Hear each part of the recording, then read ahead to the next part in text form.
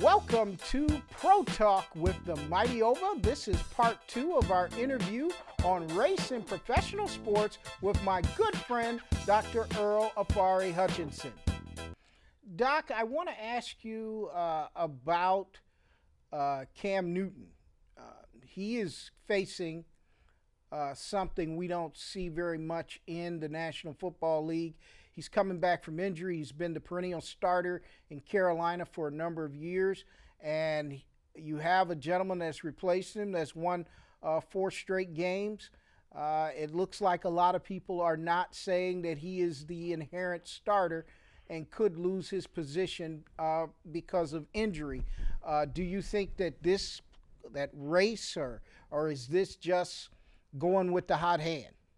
Well, I think it's both. I think they're going with the hot. Well, Newton's out, so they really have no choice. So they're going with the hot hand. But the other thing is, make no mistake about it, there will be a quarterback controversy. We've seen this before. It's not the first time, and we're going to see it again. I mean, still lurking underneath the surface. The fact of the matter is that many of the fans did not accept and will never accept the Cam Newton. You heard all the criticisms of him, too, about his accuracy that you're hearing, which you don't routinely hear about other white quarterbacks, that, he's not the most accurate in the world. He's basically a runner. He makes bad decisions. He loses games, with the interceptions. We heard all of that. And don't think that that's not going to be an undercurrent when Newton does come back. The other thing about Newton, too, is a little bit of a controversy about how well he was protected or not protected. Yes. Newton runs, we know that, but a lot of quarterbacks run. But the fact of the matter, Aaron Rodgers runs. But Brady has from time to time moved around, but if you even breathe on them, you're going to get a flag. You know that. Right. But when you come to a Cam Newton, they beat up on the guy a lot. And Newton finally had enough. He said, you know what, he didn't bring race into it, but the implication is, you guys are letting them take shots at me. You guys are not protecting me like you would a Brady or certainly Aaron Rodgers.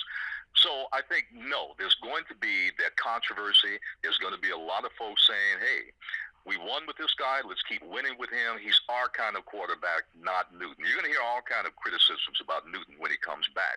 All the old stuff they said and probably a few new ones, too.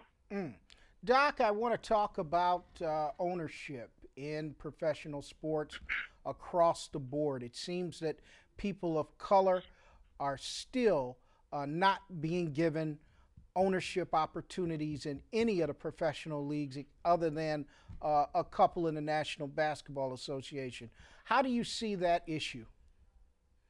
Well, you remember, since we were talking about Cam Newton, let's stay with Carolina for a minute. When the owner was forced to divest the team a couple of years ago because of some legal issues he had, there was a lot of talk then, wait a minute, in Carolina, maybe we can put together a consortium of African Americans, well-to-do, with the deep pockets that essentially can buy the team. So we can have the first African American-owned entity in the National Football League. I think he even had for a while over P. Diddy and some of the celebrities, kind of weighing in on that. I knew then it wasn't going to happen. I knew it was just talk. I knew it was just something that would never fly. And I'll tell you why. First of all, whether it's the NFL or whether it's the NBA or whether it's Major League Baseball, you got owners. They've got to approve it. A new team just can't come in. A new ownership just can't come in. There's a lot of variables that go into ownership of a professional team. They look at their net worth, they look at their value, right, but they also look at them too. And what are they bringing to the league? They don't want any outliers in there. It's a good old boy and good old girl, but primarily good old boy network. It's been that way for a long time in professional sport. So now you've got African Americans, arguably, that do have, if enough of them got together, pooled the resources, do have the deep pockets to maybe syndicate or form a consortium. But that's going to require something that, at this point in time, bumping up against the hard edge of owners that are already there that do not see them, I wouldn't say a threat, just do not see them fitting into what a league should be in their concept of that. But also, too, always suspicious, well, really, do they have the financial wherewithal? So I think those are two mitigating factors at this point.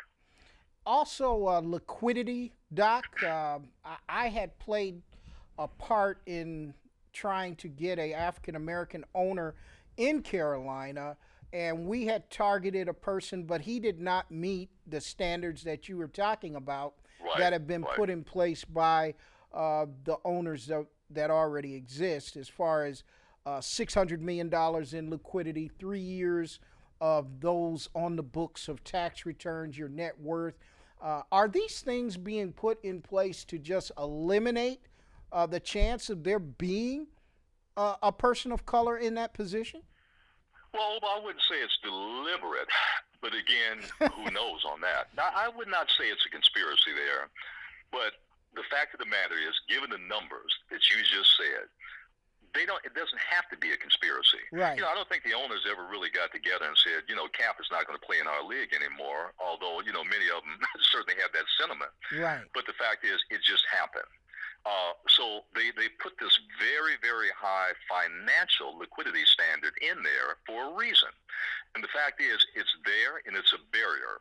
So I don't think, Jerry Jones is going to say, well, if Oba wants to buy a team, and he's a multi-billionaire, we're going to keep him out, and there's availability.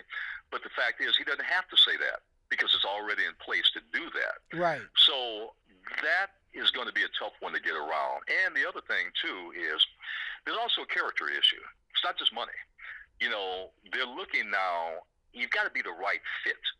You've got to be, and who determines what that fit is? Very simple. The owners do.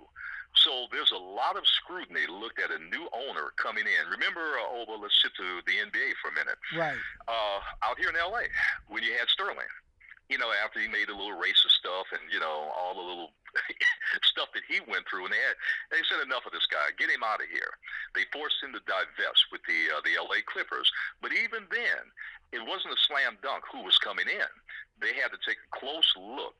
They had a lot of billionaires. Well, you had several billionaires. Ballmer ultimately got it, the pockets guy. But there were a few others that were making inroads about purchasing the Clippers. They didn't fit the league standard of what an owner should be, i.e. character. So that was a problem. All the money in the world couldn't bring him into the league. Because remember, even if by chance you exceed the standard there, you still have to be voted in. The owners still have to approve you. Right. So, absolutely. Never forget that. Doc, speaking of L.A., the L.A. Committee of Owners first said that they wanted Carson, and it was supposed to be Oakland and San Diego. But the money team, I call them the money team of owners, got together and basically changed that deal and the vote in the league after the committee recommended Carson, Oakland, and San Diego to the Carson City site. And there was 8 owners on that committee, but when the vote was taken, it was 30-1. And I said to myself, that's exactly what you're talking about here. The money team dictated that vote even past what the committee wanted. Look, Oba, Stan Kroenke, the owner of the LA Rams, he's the richest owner in the NFL. The guy's got the deepest pockets of any owner in the NFL. He's putting up a new, brand new stadium, which, by the way, is almost, well, not almost, in walking distance from, we have 2 places in Los Angeles, and a second home we have here. Literally, and I think I mentioned that to you, from my second floor, I can look into Ram Stadium. Well, it's not Ram Stadium; it's SoFi Stadium now. It's been named because of the money. Right. And okay, so Kroenke, the stadium itself is it's the most expensive stadium ever built by any standards. Yes. And state of the art, I must say. I'm watching it almost weekly as it goes up. It is really a sight to behold. It's going to be a multi-event stadium, not just football. It's going to be year-round. Yes. So having said that, Kroenke, I want the Rams. I want to come back to L.A. Right. The LA market is a booming market. It's the second biggest media market in the country after the New York area, and Kroenke got his way. He had the muscle. He had the owners behind him. Yeah. And I didn't think it was a bad proposal that they put on the table for the Carson, Oakland, and, of course, San Diego Chargers. But, you know, the Oakland Raiders, Oba, and the San Diego Chargers versus Crockett and the L.A. Rams. It's not even close. No way. Two of the poorest owners in the NFL. There you go. Yeah, two of the poorest owners in the NFL. Well, Doc, we're moving towards the subject that I really wanted to get to on this subject, and that is about the treatment of Colin Kaepernick. I had the privilege of meeting Colin Kaepernick when he played here, and he's one of the nicest guys I've ever met in the sport. How do you see how he's been treated, and do you think it is deliberate that no team even gives him a tryout? Well, I didn't think it was deliberate at first, but now, as events have turned out, it is deliberate. I mean, even if even if you had one or two owners that said, "Hey, we want the guy," it's not going to happen. The fact of the matter is, they've settled. There's been a settlement. They paid him off. He's on his merry way. Yeah, there'll be from time to time, when you got a bum quarterback that goes, a lot of bum quarterbacks that go down, his name will be thrown out there, but it's not going to happen. It's basically a closed book for him going back into the NFL. But, Oba, I thought from day one it was a closed book. Despite all the speculation, despite everything and all the conjecture about him, this team, that team, giving him a try, giving him a look, talking with him, I knew that was just media talk. Yeah. It wasn't going to happen. And the reason I knew that is a couple of things. You've got to look over, and you know this probably better than anybody on the planet.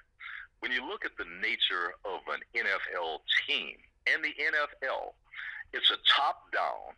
This is not a democracy. It's right. A top-down hierarchy. My way or the highway. It's basically a militaristic command organization. Yes. The owners call the shots. They determine everything, and they look above everything else at the fans/advertisers first. They got to look at that second, third, and fourth. So and also the second part of that, I think, also swayed me in my take that Cap will never come back to the NFL.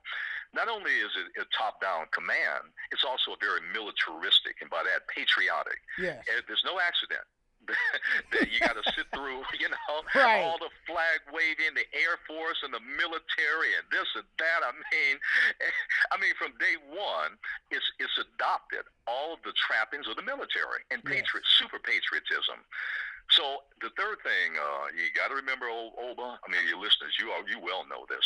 The owners are very conservative. They're extremely conservative. Yes. Most of them are GOP guys. Absolutely. A lot of them, they gave a lot of money to they give a lot of money to every Republican, but they gave a lot of money and fell in line with Trump. So the fact is, you got conservative GOP owners. You got a militaristic top-down structure, and you got super patriotism, which dominates everything. Now you got a black guy kneeling, thumbing his nose at everything that they represent. Come on, that ain't gonna happen. Right, Doc. What about? One other thing, one quick thing. Also, they had to send a message too. Yes. The message is there may be some other Kaepernicks out there lurking on some of these teams. Don't even think about it.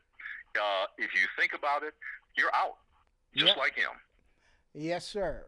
Doc, what about Tim Tebow? He never stood for the national anthem. He took a knee similar to Colin Kaepernick. No backlash towards him. Why? Well, it wasn't a knee. It was a person and what they represented. Right. The knee had nothing to do with it. I mean, we see military people at memorials and all the commemorations. They're taking knees all the time. I mean, that's traditional in the military. Yes. As a matter of fact, one of the reasons why Cap took the knee, remember, I'm getting a little blank on his name now. He was not a Green Beret. I knew he was an ex-military guy. The ex-military guy. I think the Arizona Cardinals, remember that? And he was the one that suggested to Cap that, hey, take a knee. Because Cap was going to do something else. I think he just sit on the bench. Right, he was just sitting. Yeah, but no, it said take a knee because of the symbolism there. But anyway, it's not the knee, so Tebow can get away with that because wait a minute, right next to that, what does he have? I'm waving the flag and the Bible. Yeah. Doc, what about the fact that before 2009, the teams didn't even come out on the field until after the national anthem. But then, as you said before, the NFL started taking more and more money from the federal government through the military for advertising. Now teams were put back on the field after that. Do you feel that the NFL owners opened themselves up for this? You know, I mean, prior to then, they weren't even on the field. Right. Well, no doubt about it. Remember, it's a business first. So you had the military that pumped $5, $6, $7 million in advertising and other kinds of little perks. So at that point in time, they basically bought the national anthem. They bought players standing at attention on the sidelines for the national anthem. So it was bought and paid for, and the owners once again, they're never going to turn down. You know, it's like the old thing. We've got $10 million, but that's not enough. We need 20. We got 20, we got to have 40. You can have all the money in the world, and it's still not enough. I mean, God, the NFL's got more money than there is money. Yes. But the fact is, it's not enough. So, again, the military dangled dollars there, but that wouldn't have been enough, Oba, except remember the mindset of the owners. The super patriot, red, white, and blue, waving the flag. So basically it appealed to that instinct that they had anyway and that sentiment that was there. And so as a result of that, you know, the players had to stand. Now, you know, in the negotiations, they said, well, if a player doesn't want to, you know, go through the little rigmarole, they can stay in the locker room while the national anthem is playing. Have you noted that, I don't know, maybe there's one or two, but other than one or two, I don't think anybody is sitting in the locker room anymore. They're out there standing at attention. So many of them with their hand over their heart. Yes, sir. Let me ask you this, Doc. Was it a mistake for Cap to settle his lawsuit against the NFL owners? You know, I'm going to take it a step further, although this may rankle a few viewers and listeners. To be honest with you, kind of thought it was a bit of a mistake in the beginning, the way Cap approached it. I always thought that Cap, again, I'm not talking about his political positions. I mean, they're in line with me. I agree with him 100%. You know, all the issues about, you know, the police, abuse, racism. I don't think we have to debate that among us.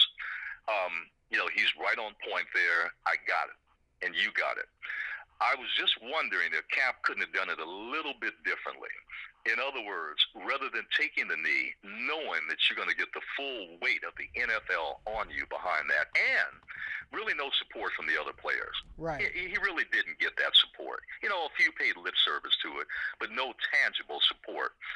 Why take that burden on yourself? Maybe perhaps outside, you know, off the playing field, all the things, speak out. First Amendment, that's your right. Speak out, give money to all the causes, be everywhere, all over the place as a spokesperson against police abuse and misconduct and, you know, the other issues that are dear to you, you know, and continue to, you know, politicize that just perhaps off the field. I often wondered perhaps maybe if Cap had done that, to be honest with you, he'd still get his point across, and better still, he'd still be playing. Yes. Doc, another group of players cut a separate deal with the NFL, which excluded Cap. Was this a sellout, and how do you see that deal? Well, I'm of a divided mind on that one. On the one hand, it would be easy to say, oh, yeah, you know, it's a sellout, yeah, you know, blah, blah, blah. You could go there with that. But I have to be a little bit more nuanced than that. I think some of the players, first of all, let me walk it back a second. We have to understand that when you're talking about pro football, any pro sport, but we happen to be talking about football, this is their livelihood. This is what these guys were trained to do. They trained gladiators. They were trained from almost cradle to probably grave to go out there and, you know, and bang around and do these kinds of things on the football field. So, you know, to ask someone, okay, to sacrifice years and years of hard work and struggle and all of that to get where you are for an ideal, although as much as I'd like that, it's not for me to say. I cannot tell someone in good conscience how to govern themselves, given what I know they've gone through. Would I like it? Yes. Would I think be helpful? I think for many others, yes. But for me to tell them and impose that on them, no. Now, having said that, we come to your question. I had to preface it by that, because those players thought they were doing the right thing, the best that they could do, given the constraints of the NFL. Again, very, very tightly controlled. They don't have the leisure to do what a cap does. If they do, they're not going to be in the league. Mm-hmm. They're going to be out of their profession. They're going to be out of their livelihood. They're going to be out of the things that they have put blood, sweat, and tears into for decades. So it's not right for me to say that. Again, ideally, as an outsider, I would have loved to see them close ranks around Cap. I would have loved to have seen that. But realistically, that was probably the best deal that they could get, given the circumstances. Doc, what are your thoughts on the Jay-Z NFL deal? How did you see that one? You know, that's a good question. I haven't really. I've got to analyze that a little bit more carefully. There's some issues there that I'm still wrestling with. Maybe we'll do a part 2 on that one, Oba. Well, I think that's going to be, a lot of it, we haven't seen the framework of what his agreement is with the league, other than what they've released. So I do agree with you. I guess we're going to have a little wait and see with that particular agreement. Well, I just want to be optimistic, and think that, he's taken a lot of heat, a lot of criticism. I did not criticize him. I was tempted to in the beginning, but that's why I say there's some nuances there, some things maybe we don't know. I wanted to step back. I want to see how it plays out. I'm not going to rush to the barricades and just call the guy, a sellout and a traitor. That's too easy. Mm-hmm. Given the NFL, if in fact, I'll just say this, if in fact he can open the NFL, the thinking, the attitudes change some, I have my doubts, deep doubts, given the nature of that league and the mindset that governs it and the forces at play there. But if he can make any inroads into improving the climate for African Americans in the sport, in the league, then you know what, Oba, hats off to him. Doc, so many times over the years, I've heard so many people criticize athletes for not taking a position on social issues, using their platforms to bring more attention to the ills of our community. And Cap seemed to do that along with several other players that did do that. We're seeing LeBron James do that and other NBA players. What happens now that you see that Cap has been punished? Is that going to diminish the fact of athletes using their platforms? Because if you look over the period of time going back to the 1968 Olympics, those players are now revered, but at the time they were not. Muhammad Ali is revered, right, but at the time he was not. For that matter, Malcolm X is now revered, and at his time, and he was not, and neither was Dr. King. Many that are putting praises on Dr. King wouldn't get 5 feet near Dr. King when he needed them the most. What are your thoughts on that? Well, politics, the line has always been politics and sport don't mix. Keep politics out of sport, even though it's brought in every which way that you can think of, right through the front door and the back door, whether you're talking about advertisers controlling, what's said and not said, and waving the flag all over the place. So politics is always there. Who's kidding who? I think what they're saying is not your politics. In other words, the politics of protest against injustice, i.e. almost always racial injustice. That's a no-no. They're going to clamp down on that every time. I remember it wasn't just Muhammad Ali. You had Bill Russell that was outspoken. You had Jim Brown that was outspoken.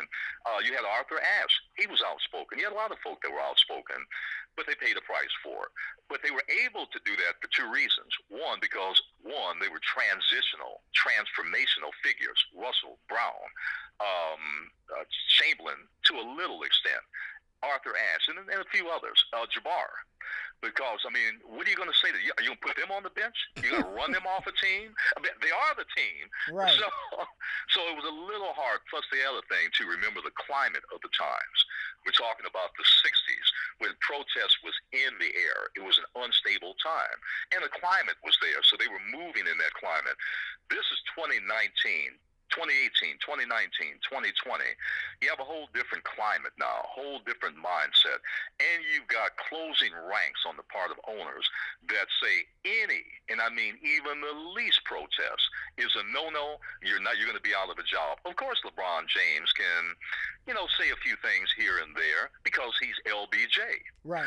But once you step down beneath LeBron James, let me ask you this, Oba: how many other professional NBA players do you hear saying anything like him?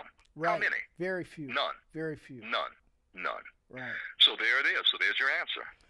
Doc, my final question to you today deals with the current racial environment in this country, especially under the current administration, who interjected himself into player demonstrations and caused a response, not only from players but from many of the owners around the league. What are your thoughts, one, on the current racial environment in this country, but also how did you see how he interjected himself into NFL player demonstrations? Well, let's take the second first about Trump and the NFL. Basically, he intimidated the owners. If you notice, right after that, they started. In the beginning, there was a little bit of wiggle room in the beginning, a little bit. They were uncertain how to proceed. They weren't sure how many black players really would revolt if they went down, clamped down hard on Cap. So a bit of uncertainty. Trump stepped in and boom, right away. He drew the battle lines, told them, gave them their marching orders. Don't even think about it. They fell in line. So Trump basically welded the big stick there because it wasn't hard, because they all, underneath everything, they agreed with him anyway. So it was pretty easy to do that. The current racial climate, Trump, and I think that's a good segue to him. The fact of the matter, he dominates everything. We already know, I don't think it's beyond any shadow that he doesn't even try to deny it, that basically my administration is based on racial division, racial animosity, racial antagonism, and basically creating even more division. That's what got me in there, and that's what's going to keep me in there. So I don't think it's unreasonable to think as we move forward into what will be, of course, a major election year next year, Trump is going to do more of that. The climate will be even more polarized and antagonistic. I think the ray of light is some things that I am saying that there's a pushback. You got a lot of folk in the street that don't like him, that want him out of there, both in the streets and in other areas, too, of enterprise in this country. Mm-hmm. So that's not going to be a bad thing going forward. I just think we're going through a cycle now, Oba. I think, history always goes around in wheels, like a circle. We're going through a bad period with this guy, a horrendous period. But, sooner or later, that's going to end too. And I think the march is forward. We're seeing a lot of progress in many areas, racially too. We're seeing some steps back, particularly in the area of police and how they're dealing with things. But I think moving forward, I think we'll see a lot of good changes.